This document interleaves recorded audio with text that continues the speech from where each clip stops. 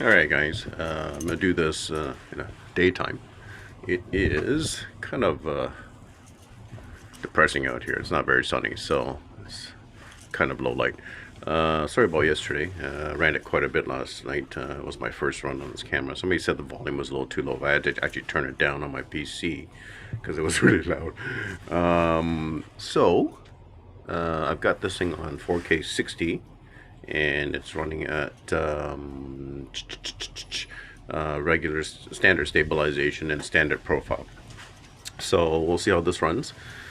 I got my doggy. Oh, goodness. I got my heated jacket and we're ready to go. I'm gonna run a quick. Oh, that's the garbage. I freaked out, Guinness. I'm gonna do a quick digital zoom when it's a little bit lighter out. Let's see what the quality's like on this. There you go. That's the digital or the clarity zoom. So looks good. Looks good.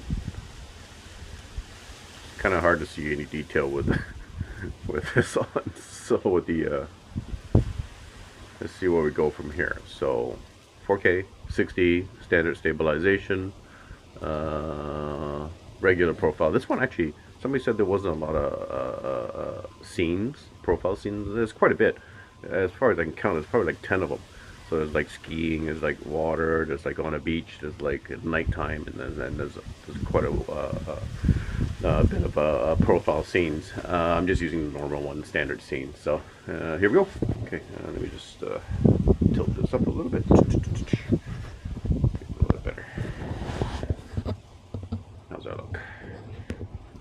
Alright, you ready to get us?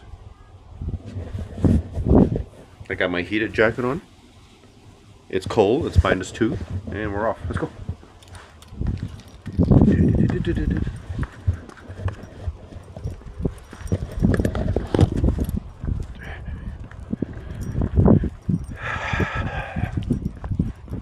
Now we're gonna go a different route this time. We'll go this way again. Okay? Come on. Hi, puppy. Hi, puppy. I need to get one of those dog harnesses. I'm gonna strap it on him and let him go run around. Should be fun. Should be a hoot. Where you going, bub? No, we're not going this way. Wrong way. No, this way. Come on. Yeah. All right, let's go.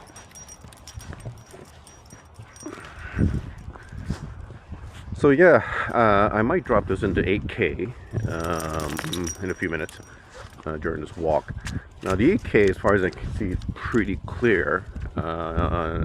The downside of the 8K of this is it has a very long focus point, like a far focus point. So vlogging on this, you'll see a slight blur. You've seen that in some videos. And there's a guy who did a video on this, and it's super clear. He said this is insanely clear. One of the best 8Ks he's seen on an action. Well, the only 8K you've seen on an action cam. The only problem with that is that there was a slight blur in his face when he was vlogging with it. I think the minimum focus point on the 8K was like 6 feet. So vlogging with the 8K, it looks good. It's just you see a slight blur in the face. He had a fix for it. He actually printed out a lens cover. Like a filter for this thing, and I actually printed it out and used it because I have a +4 diopter lens for a filter, and it actually worked. So if you're doing close-up vlogging using 8K, use the filter that it snaps on. You've got this +4 a magnifier diopter filter, and it looks beautiful. It fixes that problem. The only thing is that it gives you a closer focus range, but then the background is no longer super clear like it is normally without the filter. But I'll drop this in 8K in a second here. So let's see. So you guys tell me how this looks. This is my second day, and it's not sunny out here. It's cloudy. There's an overcast.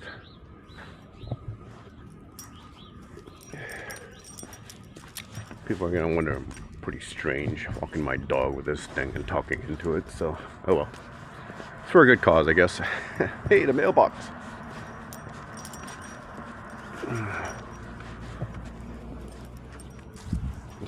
This neighborhood's weird. We've been here for what, almost 2 years. People get their Christmas stuff up really early. Uh-oh.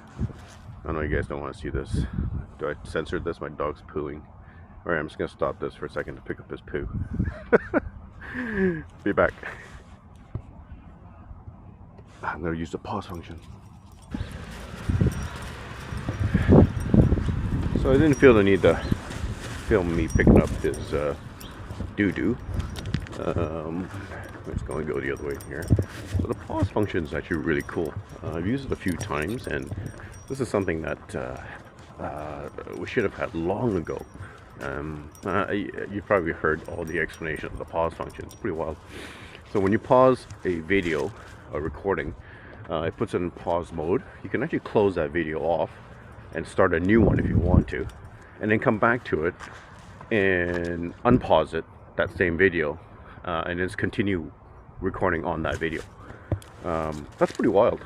Like, anyway, think about this. So you can have segments of video that you can shoot like an hour later, or 2 days, or 5 days later, as long as the video's on your camera, and it will just continue on that same file. The other thing too, there is no file limitations. Last night when I downloaded my file was 10 gig. It was huge. I think some cameras have a limitation, like 3 gig bursts, 4 gig bursts. I know my DJI has that, which is a pain in the rear because I get like a million files, right? This one actually recorded my last night thing in one file. That's pretty wild. Now, granted, the file's huge. I did a little bit of 8K testing last night. I thought I had a good PC to run the 8K, but it just wouldn't play the 8K, which is really strange because on my phone it plays the 8K, and I have a Google Pixel, perfectly fine. So I think I'm gonna have to compile the 8K on my phone and or upload the 8K from my phone to YouTube because it plays fine there. So who knows if I just upload it to YouTube directly on the PC with that. It should work, so theoretically, but I'll give it a try. A couple things I'm going to do today, or one thing I'm going to do for sure today.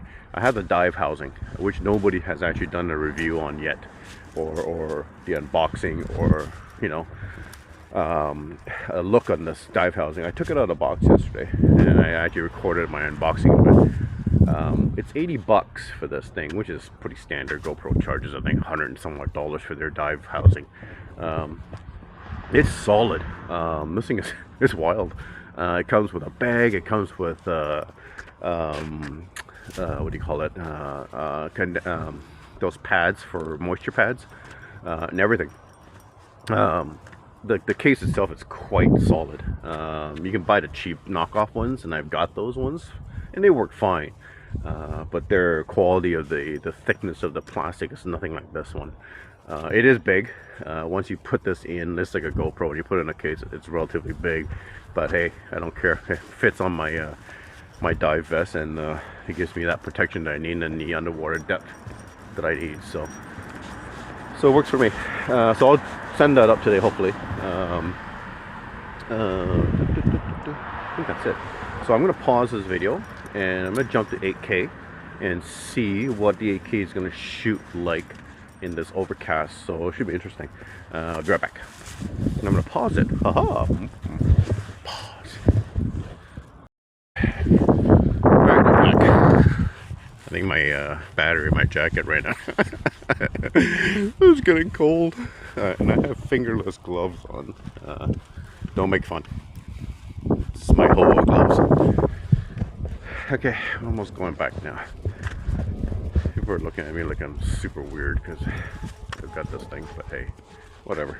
Oh, sorry, I'm ranting. I think I like this. I'm gonna talk and just talk out of my head, and there's so many things to cover. And I guess it's better to, it's kind of like a commentary. I guess it's better than looking at a video with no sound. It's kind of boring. So I'm going to keep talking and just say what's on my mind with this camera, good and bad.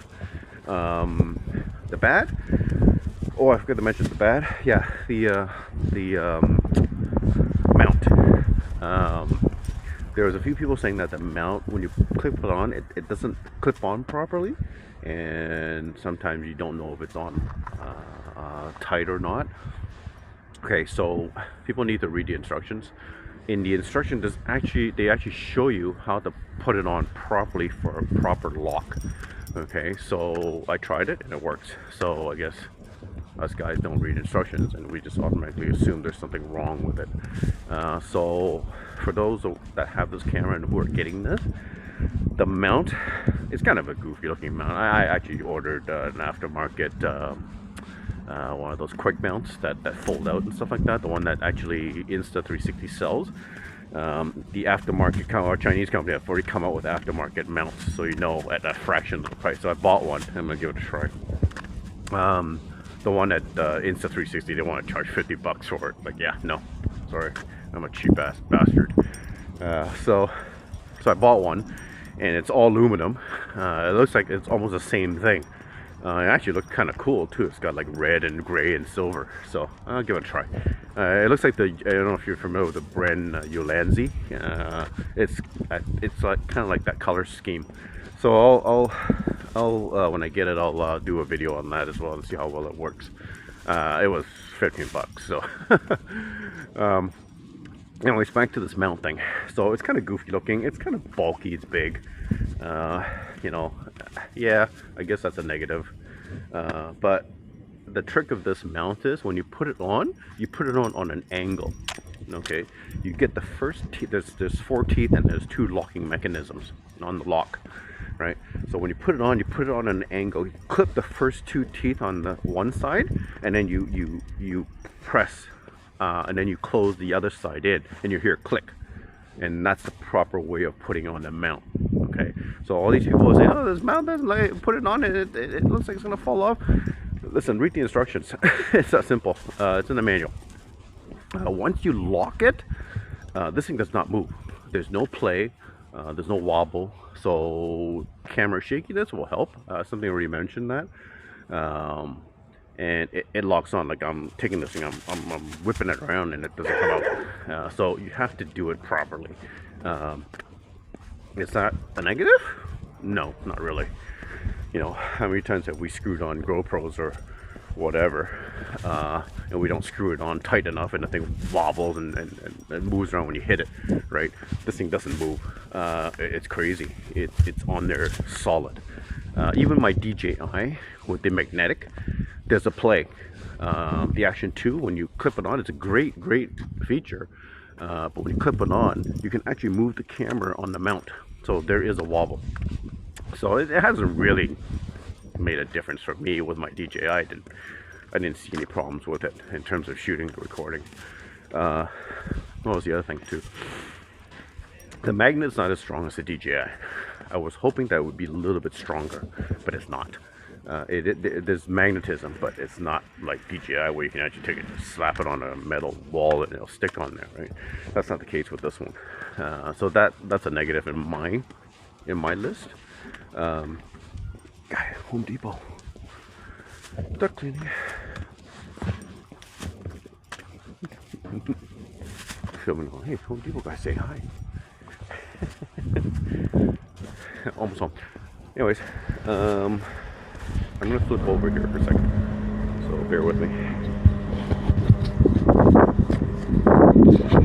Oh, I'll flip up the screen. Hold on, it's on here. All right.